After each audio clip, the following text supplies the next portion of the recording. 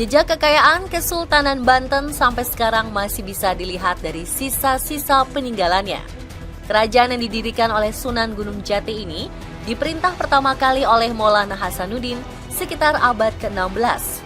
Selain potensi wisata sejarahnya, Banten juga menyimpan jejak kuliner masa lalu yang menjadi hidangan favorit para sultan. Di antaranya adalah sate bandeng dan olahan daging kambing yang disebut rabek. Wajib nih diicip-icip. Menurut aku sate bandeng tuh enak banget Kak. Aku tuh sering banget makan sate bandeng tiap habis pulang kuliah sama teman-teman aku, sama keluarga aku. Karena mama aku juga sering banget menyuguhkan sate bandeng untuk makan malam, makan siang seperti itu Kak. Kalau aku sih nggak terlalu suka ya Kak sama sate bandeng. Cuman kalau kulineran khas Banten, aku paling suka rabek. Sate yang umumnya kita kenal adalah yang berbahan daging kambing atau sapi. Namun di Banten, sate justru berbeda karena menggunakan ikan bandeng sebagai bahan utamanya. Sajian bercita rasa nikmat ini adalah kuliner khas Banten yang tercipta di masa pemerintahan Sultan Banten pertama, Maulana Hasanuddin. Sate bandeng awalnya hanya disajikan untuk tamu-tamu penting Kesultanan Banten. Hasil kreativitas juru masak istana untuk memenuhi selera makan keluarga sultan. Banten ramai dikunjungi oleh para pedagang muslim awalnya berkunjung ke Malaka. Tetapi ketika Malaka di tahun 1512-1513 dikuasai oleh Portugis, dimonopoli oleh Portugis, pedagang-pedagang muslim itu beralih ke Banten. Sehingga Banten ramai dikunjungi oleh para pedagang muslim dari Gujarat, Persia, Benggala, kemudian juga lalu setelah 1596 ramai dikunjungi juga oleh para pedagang dari Eropa.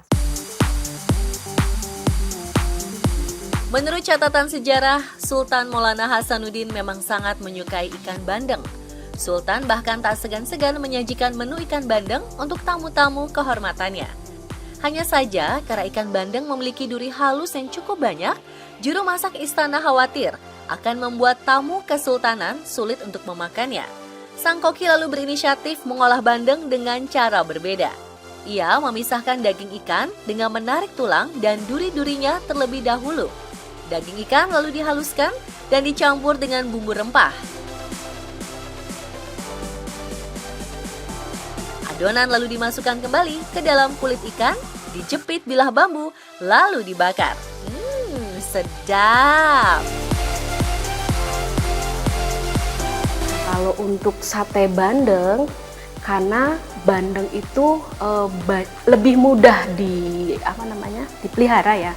Di Banten ini kan banyak rawa-rawa. Itu pemeliharaannya mudah dan pembuatan sate bandeng sendiri juga menggunakan rempah-rempah yang cukup melimpah pada saat itu di Banten dan rasanya yang cukup kuat juga tingkat ketahanannya juga cukup kuat, bisa sampai 24 jam gitu dengan pengolahan yang cukup baik dan cukup lama, maka itu dijadikan makanan khas atau makanan untuk sajian-sajian para tamu-tamu kesultanan juga pada masa itu. Olahan sate bandeng ternyata sangat disukai sultan dan tamu kerajaan. Sate bandeng dengan cepat menjadi menu favorit keluarga kesultanan. Menu yang awalnya disajikan di lingkungan istana ini lalu menyebar ke seantero wilayah Banten. Maklum saja ikan bandeng jumlahnya melimpah di tanah para jawara ini.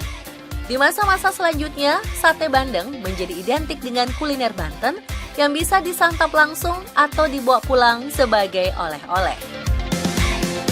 Saya semakin terkenal justru di era Sultan Ageng Tirtayasa. Karena di era Sultan Ageng Tirtayasa itu juga muncul satu tradisi yang namanya Panjang Maulid. Ya, dari Panjang Maulid itu merayakan hari kelahiran Nabi dengan mengeluarkan panjang. Kalau orang Banten ini nyebutnya panjang. Panjang tuh sajian makanan yang di dalamnya tuh selain ada rabek, kemudian sate bandeng, kemudian ada telur yang dihias. Jadi sebagai bentuk perayaan terhadap kelahiran Nabi.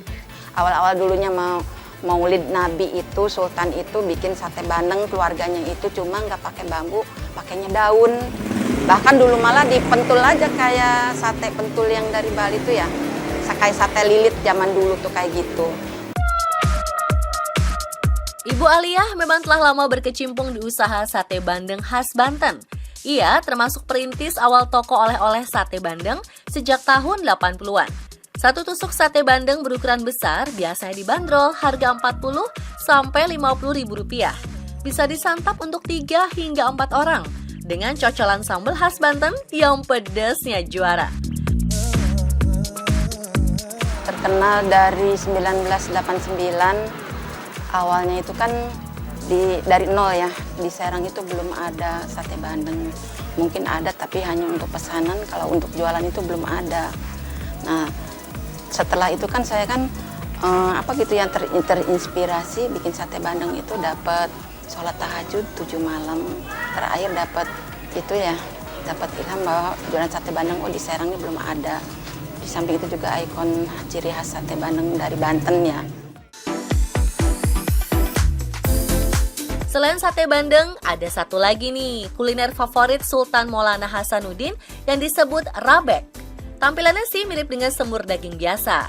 Namun saat diicip-icip, rabek memiliki cita rasa dan aroma rempah yang kuat khas makanan Timur Tengah. Alkisah, kuliner wajib Kesultanan Banten ini berawal dari ibadah haji yang dilakukan Sultan Maulana Hasanuddin ketika berkunjung ke sebuah kota kuno di Jeddah yang bernama Rabik. Sultan Banten dijamu dengan sajian daging kambing ala setempat. Kenikmatan hidangan itu lalu terkenang sampai ke Banten.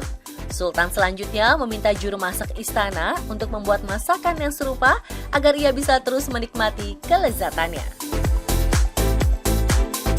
Karena itu budaya dari Arab ya. Karena Rasulullah sendiri makannya kan makan daging kambing. Nah, rabek itu juga bahan utamanya daging kambing. Kemudian juga dibumbui oleh rempah-rempah yang cukup banyak dan sangat kuat gitu. Jadi fungsinya itu untuk menghangatkan tubuh dan untuk stamina. Nah, oleh karenanya, karena di Banten ini pada masa-masa awal Kesultanan Banten itu perlu mengislamkan orang-orang, maka diperlukan stamina yang cukup kuat, perlu energi yang besar, sehingga terciptalah kuliner rabek. Karena tidak ada yang tahu bagaimana cara memasak rabek, juru masak istana lalu menerka-nerka sendiri hidangan berbahan daging kambing yang diinginkan Sultan ini. Ketika disajikan, ternyata Sultan Maulana Hasanuddin sangat menyukainya. Sejak saat itu, sajian daging kambing empuk yang gurih dan harum menjadi kuliner wajib yang dihidangkan di Istana Banten. Karena emang dari dulu, dari zaman kesultanannya tuh, setiap ada acara lahiran misalkan, ada akekah ya. Nah itu kan pasti motong kambing tuh, jadi supaya simple gitu tuh bikinnya. Ya salah satunya itu dibikin rabek. Pokoknya yang berbau-bau untuk bahannya tuh bahan kambing pasti umumnya dibikin rabek kalau di Banten ini. Sate bandeng dan rabek kini menjadi kuliner legendaris kebanggaan masyarakat Banten. Semua orang bisa menikmati kelezatan rasanya dengan harga yang cukup terjangkau. Jadi nggak perlu jadi sultan dulu ya buat icip-icip.